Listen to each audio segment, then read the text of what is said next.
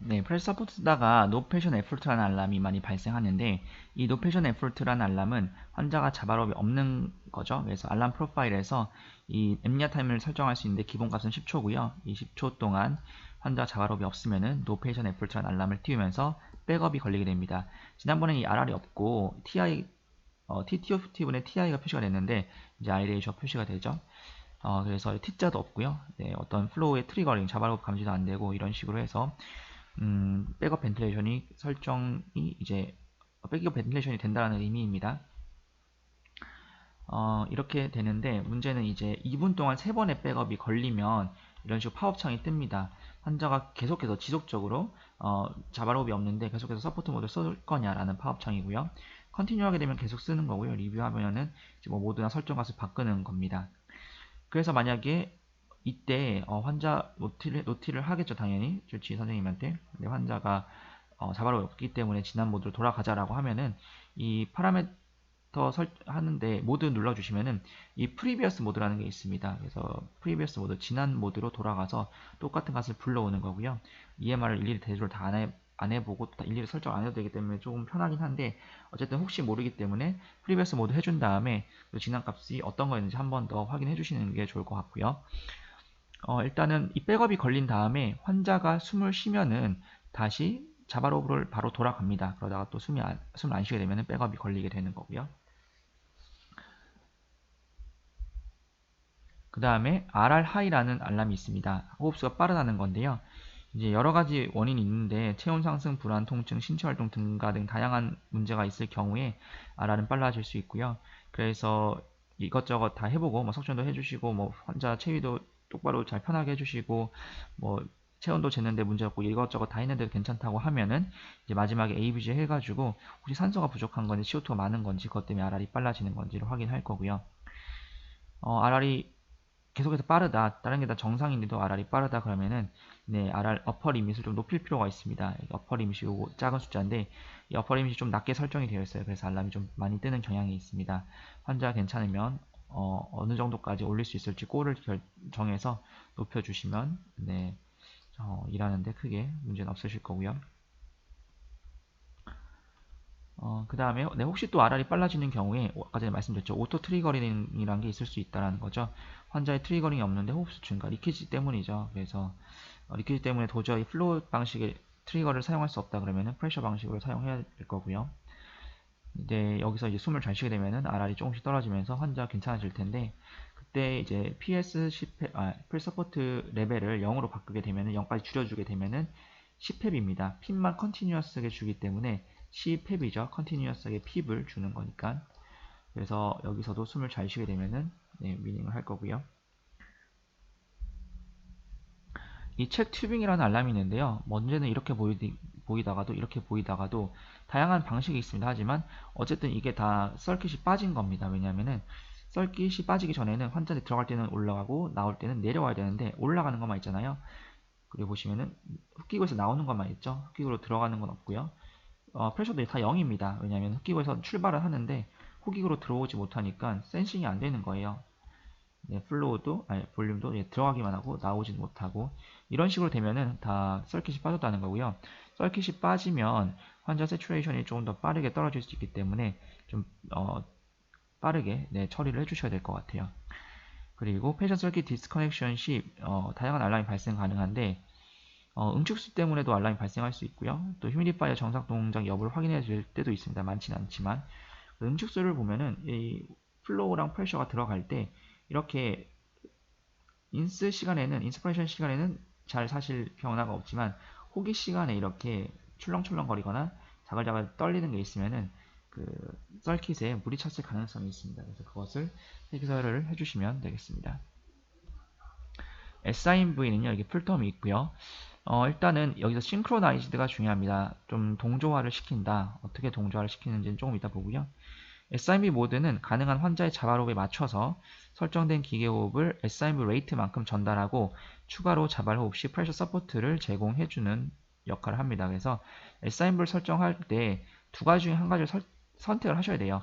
프레셔 컨트롤에다가 프레셔 서포트를 더할 거냐, 볼륨 PRVC에다가 프레셔 서포트를 더할 거냐.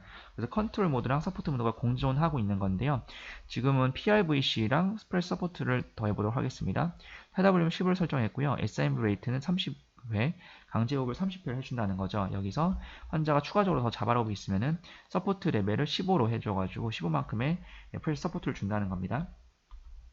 여기 보시면은 이게 지금 30회만큼의 강제호흡이 들어갔습니다. 혼자 자발호흡 있을 때 강제호흡이 들어갔어요. 또 강제호흡이 들어갔고, 참고로 SIMV 레이트가 30회이기 때문에 60초당 30번의 호흡을 하는 거죠.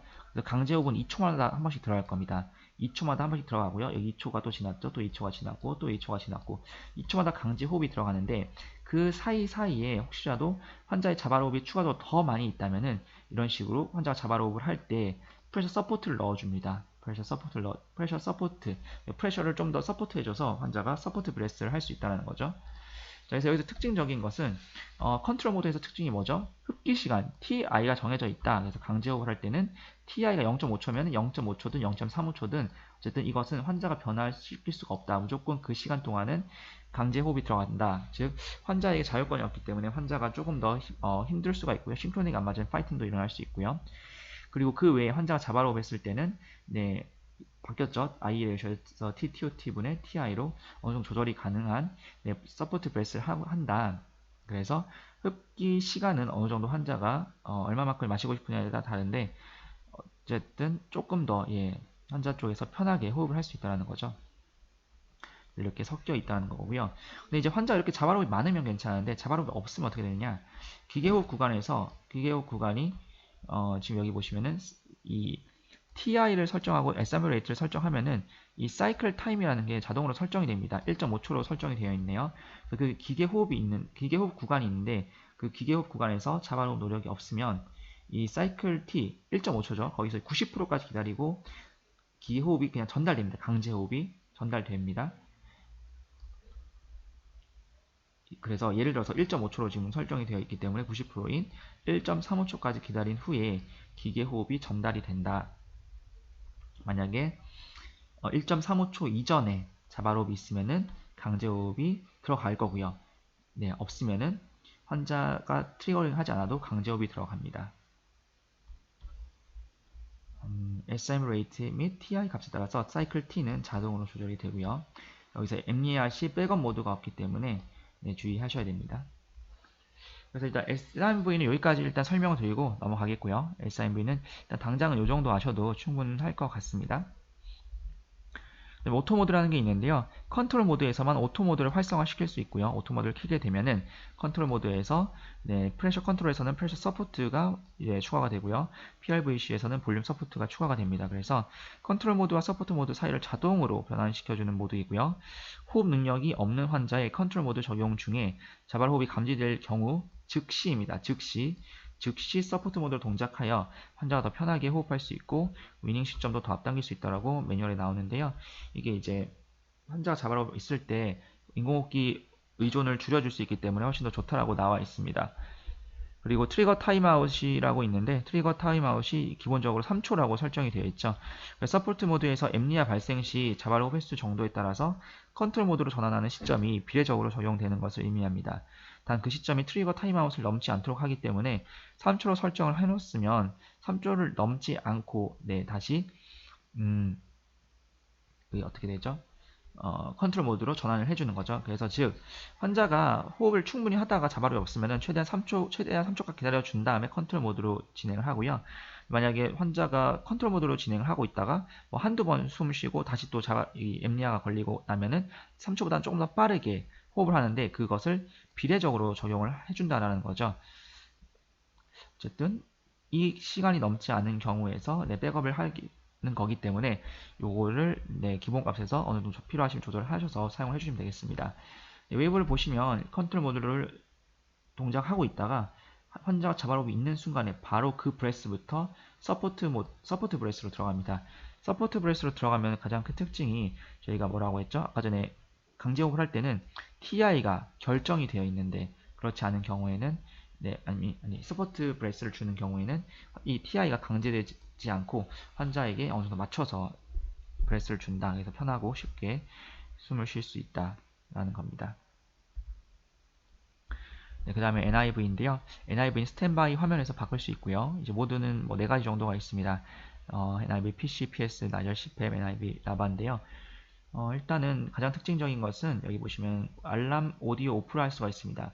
워낙 리키지 때문에 알람이 많이 발생할 수 있기 때문에 사운드 오프만 허용을 합니다. 여기서 메시지는 뜨는데요. 사운드만 끌 수 있고요. 그 다음에 리키지 컴pen세이션이라는 게 있는데 리키지가 있을 때 자동으로 실제 환자한테 적용된 타이달 볼륨을 계산합니다. 지금 보시면 흡기구에서 출발한 게 이만큼인데 흡기구로 다 들어왔어요. 리키지가 없는 것처럼 보이지만 하지만 리키지가 20% 있다라는 거고요. 그래서 리키지가 있는 것은 있는 것대로 표현을 해주고 그걸로 인해서 이 값이 너무 이제 틀어지게 되면은 사실 환자한테 실제로 얼마큼 들어가고 얼마큼 나오는지 사실 파악이 어렵기 때문에 네, VTI랑 VTE는 정확하게 표시를 해주면서 리키지를 표시를 따로 해줍니다. 그래서 인베이시브에서는 리키지 표시를 해주지 않았는데 여기서는 추가적으로 표시가 되고 리키지가 있는 만큼 환자한테 더 추가로 주는 거죠. 만약에 저희가 타이달 볼륨을 27이 아니라 10을 준다. 타이달 볼륨을 10을 주는데 리키지가 50%가 있다. 그러면은 환자한테 5밖에 안 들어가겠죠. 10으로 세팅한 게 5밖에 안 들어갈 테니까 10을 주는 게 아니라 10을 더 추가해서 20을 주는 거죠. 그래서 토탈 5 더하기 5로 해서 환자한테 10이 들어갈 수 있도록 즉 이 리키지가 있기 때문에 그것을 감안해서 더 많이 주는 리키지 컴pen세이션이 동작을 한다는 겁니다. 여기 이제 몇 가지 주의할 점이 있기 때문에 좀 봐주시면 되는데요. 가급적 네뷸라이저 사용하지 않도록 하는 게 좋다라고 합니다. 트리거 변경 불가입니다. 프레셔 방식만 사용이 가능하고요.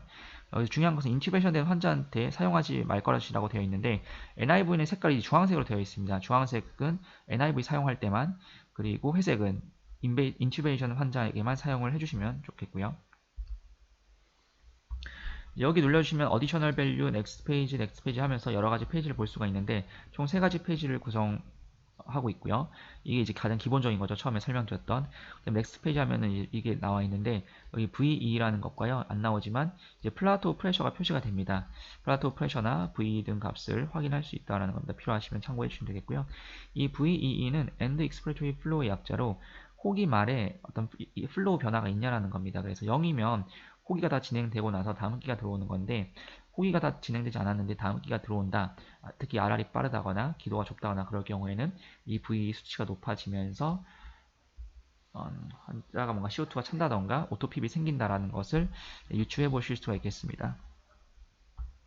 그 calculated value라는 게 있는데요. 이렇게 흰색으로 나왔을 때 여기 처음에는 여기 계산이 안 된 부분이 많습니다. 이건 자동으로 계산되는 거 2가지 빼고는 나머지는 이제 공란으로 나와 있는데 인스피레이터리 홀드랑 익스피레이터리 홀드를 사용해서 렁 메카닉을 계산할 수 있습니다. 번갈아 가면서 눌러주시면 되는데 그냥 딱 눌러주시면 안 되고 꼭 누르고 있어야지 되고요. 누르고 있는 상태에서 여기에 인스피레이터리 홀드 액티브라고 나오면은 그 홀드키를 떼주시면 되겠고 호기 시에 마찬가지로 홀드키 눌러가지고 익스플로레이터리 홀드 액티브라고 나오면은 떼면 이렇게 환자의 렁 메카닉, 렁 계산값이 표시가 됩니다. 그 다음에 석션 서포트라는 게 있는데요. 그 전에 이 핍 토탈, 시 스태틱 뭐 여러 가지가 있는데 이런 거에 대한 설명 제가 동영상 따로 만들어 놨기 때문에 참고해 주시면 되겠고요. 석션 서포트가 있는데요. 석션 서포트는 퀵 억세스 여기 보면 퀵 억세스 메뉴에서 석션 서포트 선택해 주시면 됩니다. 오픈 석션 시 혹은 혈액 배양 시에 사용해 주시면 되겠고요. 이걸 사용하지 않고 바로 그냥 디스커넥을 해버리면은 플로우가 계속 새면서 플로우가 계속 나오면서 속에 있는 어떤 이물질이 바깥으로 튈 수가 있겠고요. 알람이 뜨기 때문에 또 알람도 꺼야 되고요. 여기는 준비를 한 상태에서 그게 어렵기 때문에 일단 기본적으로 이걸 사용하게 되면은 보시면은 프리 옥시저네이션 with one 그러니까 100% 산소를 일단 먼저 줍니다. 혹시 디스커넥 했을 때 산소가 좀 덜 들어갈 수 있기 때문에 그 다음에 패션 서킷 분리 시 벤틸레이션이 정지되고 알람이 꺼지고요. 그 다음에 오픈 석션 실시해 주신 다음에 패션 서킷 연결하게 되면은 벤틸레이션이 시작되고 알람이 다시 이제 온이 되는 거죠. 네. 그 다음에 그 포스트 옥시네이션 한 번 더 진행이 되는데요. 혹시라도 그 석션 중에서 세츄레이션이 떨어질 수 있기 때문에 한 번 더 산소를 줍니다. 필요 없으면 이제 캔슬도 할 수가 있겠고요. 요거를 좀 잘못 써놨네요. 알람이 정지되고 알람이 오프. 맞네요. 알람이 꺼진다. 그리고 다시 서킷 연결 시에 알람 기능이 켜진다 라는 겁니다. 네, 루프랑 트렌드가 있는데 루프 같은 경우는 퀵 액세스에서 루프 기능을 사용하실 수가 있고요.